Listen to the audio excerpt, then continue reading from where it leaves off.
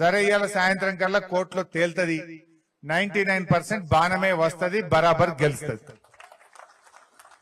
అయితే ఇవాళ ఒక్కటే విషయం గుర్తుపెట్టుకోండి ఇవాళ వచ్చినట్టు నిన్న మీటింగ్ పెట్టింది ఏం చెప్పింది ప్రజాపాలన ప్రజాపాలన అని ఊదరగొట్టిపోయింది అది నిజంగా ప్రజాపాలన ప్రజా వంచక పాలన ప్రజలను వంచిన పాలన కాంగ్రెస్ పాలన అసలు ఎవరినైనా మీరు ఒక్కటన్నా ప్రజలకు ఇచ్చిన హామీ మా ఉద్యోగులకు ఇచ్చిన హామీ మా కార్మికులకు ఇచ్చిన హామీ ఒక్కటన్నా అమలైందా కాంగ్రెస్ పాలనలో 2.5 సంవత్సరాలైంది ఏం చెప్పిండ్రు మేం రాగానే వెంటనే పిఆర్సి ఇస్తాం వెంటనే పెండింగ్ డిఏలు ఇస్తాం వచ్చినాయే ఇవాళ 2.5 ఏళ్ళైనా పిఆర్సీకి ఉలుకు లేదు నా పలుకు లేదు వత్తదా రాదా కూడా చెప్తలేరు 2.5 ఏళ్ళు అయిపోయింది నిన్న 2 జూన్ తెలంగాణ రాష్ట్ర అవతరణ దినోత్సవం ఉద్యోగులంతా ఆశగా ఎదురు చూసిండ్రు ఏమన్నా చెప్తాడేమో ముఖ్యమంత్రి పిఆర్సీ వస్తదేమో మా జీతాలు ఏమన్నా పెరుగుతాయేమో పెట్రోల్ పెరిగింది డీజిల్ పెరిగింది కూరగాయలు పెరిగినాయి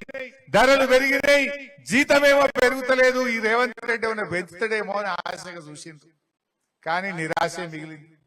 పుస్తకం కూడా పురాగా చదవలే ఎండ కొడుతుందని పుస్తకం బంద్ పెట్టి చదువుకుంటున్నాడు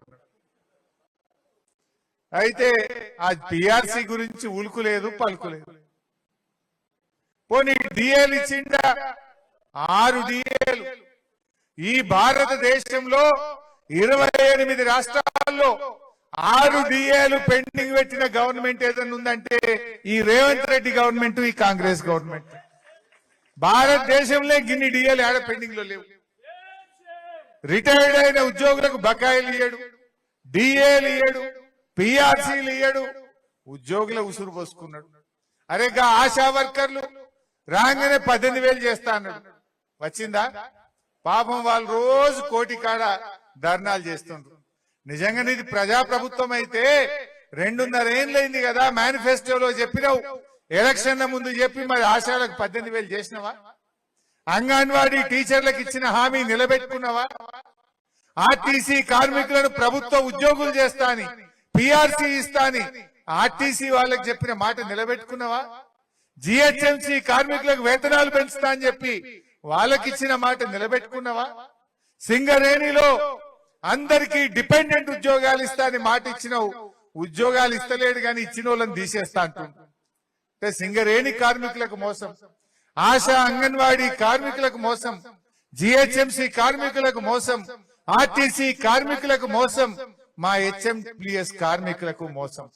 మోసమే కాంగ్రెస్ నైజం ఇలా అన్ని వర్గాలను కూడా కాంగ్రెస్ మోసం చేసింది మరి ఇట్లాంటి మోసపూరిత ఈ యూనియన్ మోసపూరిత ఈ కాంగ్రెస్ కు బుద్ధి చెప్పాలంటే ప్రశ్నించే గొంతు కావాలి ఆ గొంతే మన రాంబాబు నాయక్ మన రాంబాబు గారు మీరు రాంబాబుని గెలిపించండి రాంబాబు గెలవడం అంటే మేమందరం కూడా మీతో ఉన్నాం రాంబాబు ఉన్నాడంటే హరీష్ అన్న ఉన్నట్టే రాంబాబు ఉన్నాడంటే శ్రీనివాస్ యాదవ్ అన్న ఉన్నట్టే